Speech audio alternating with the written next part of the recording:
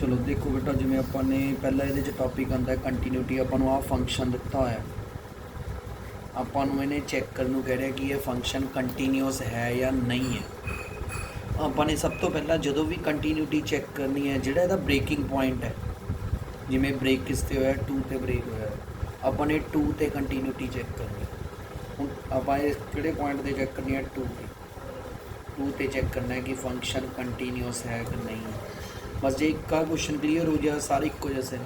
हुण 2 ते कंटीन्यूटी किवें चैक करनी है, अपने कोल इहदे लई ध्यान रखना, अपने को +1 हुंदा सीगा जे किसी भी पॉइंट ते कंटीन्यूटी चैक करनी है, क्योंकि इत्थे क्वेश्चन है लैस दैन ग्रेटर दैन वाला।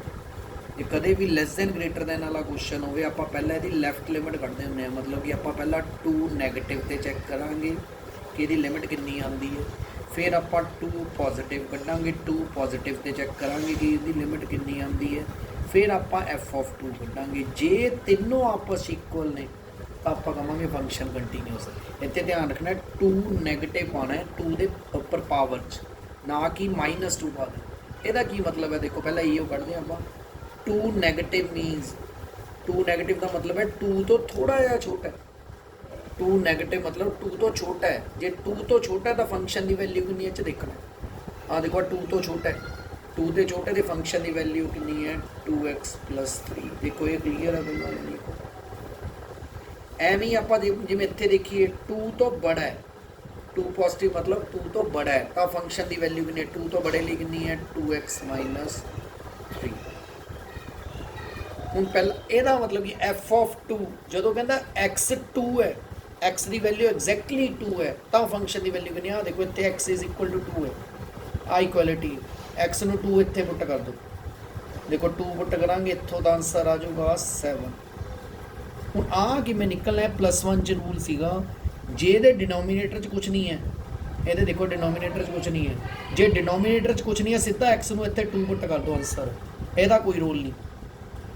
जे डिनोमीनेटर च कुछ नहीं है, देखना भी नहीं है, x ਨੂੰ सीधा 2 पुट कर दो, 2 पुट करा क्या आंसर आ गया 7 आ गया। इधर देखो ये डिनोमीनेटर च कुछ है नहीं है, सीधा x ਨੂੰ 2 पुट कर दो, यदा कोई रोल नहीं होंदा। यदा रोल है सिर्फ नैगेटिव पॉजिटिव का रोल सिर्फ इन्ना देखना है कि फंक्शन की वैल्यू कि लेनी। तो फिर इतने x ਨੂੰ 2 पुट किया आया 4 - 3 1। हूँ जो भी कंटीन्यूटी चेक करनी है, पहला आई दोनों कढ़ लो, इनू तो कढ़ना बाद चों है। पहला आ दोनों देखना है क्या आपस इक्वल आए। देखो ये आपस इक्वल नहीं आए, जे तो इक्वल आए फिर आ तीजे से देखना इक्वल है। जे तीनों इक्वल है तो कंटीन्यूअस, जे आ दोनों नहीं इक्वल सीधा कह दो कंटीन्यूअस नहीं है। ठीक है, इतने आ दोनों इक्वल तो आप वैसे पहले ये लिख दें, जे लैफ्ट से राइट लिमिट नहीं इक्वल होती तो आप लिख दें लिमिट डज नॉट एग्जिस्ट। जे लिमिट ही नहीं एग्जिस्ट करती तो आप कहेंगे नॉट कंटीन्यूअस। देखो समझ आया क्वेश्चन कि जो भी आपने सब तो पहला काम है, जो भी कंटीन्यूटी चेक करनी है, पहला जो ब्रेकिंग पॉइंट है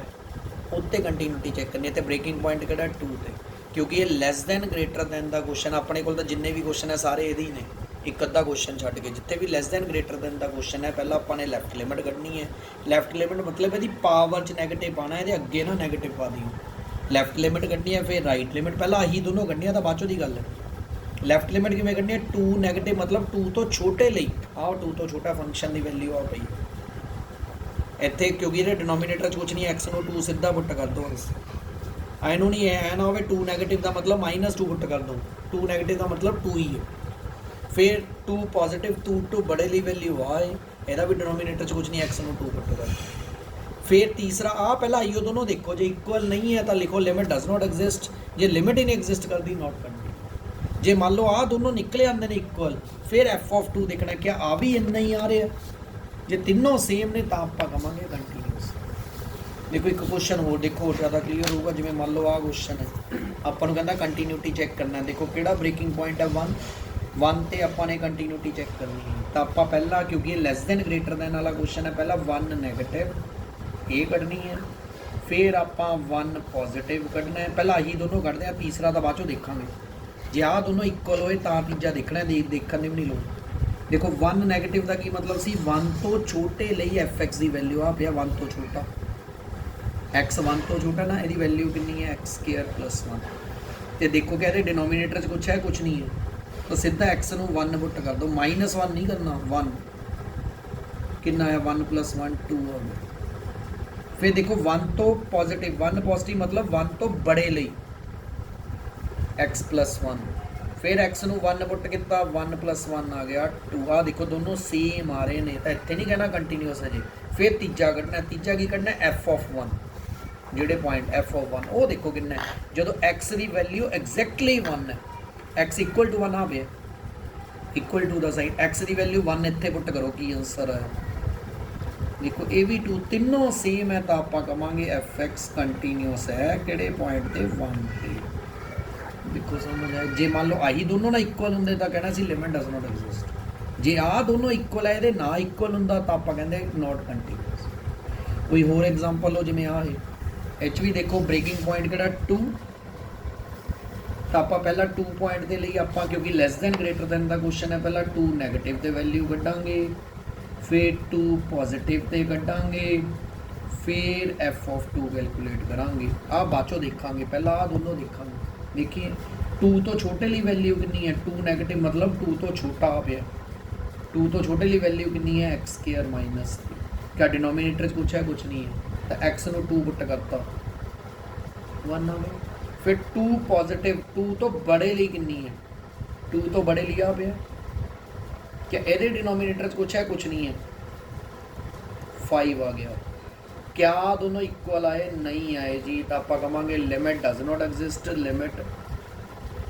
किहड़े पॉइंट ते 2 पॉइंट ते डज नॉट एग्जिस्ट जे लिमिट ही नहीं एग्जिस्ट करती नॉट कंटीन्यूअस आ कढ़न की लोड़ ही नहीं जे कढ़ना होंदा वैसे एफ ऑफ 2 कितना होंदा जो एक्स की वैल्यू एग्जैक्टली 2 इक्वल टू 2 आ पे एक्स 2 ते वैल्यू कितने 2 पुट कर दो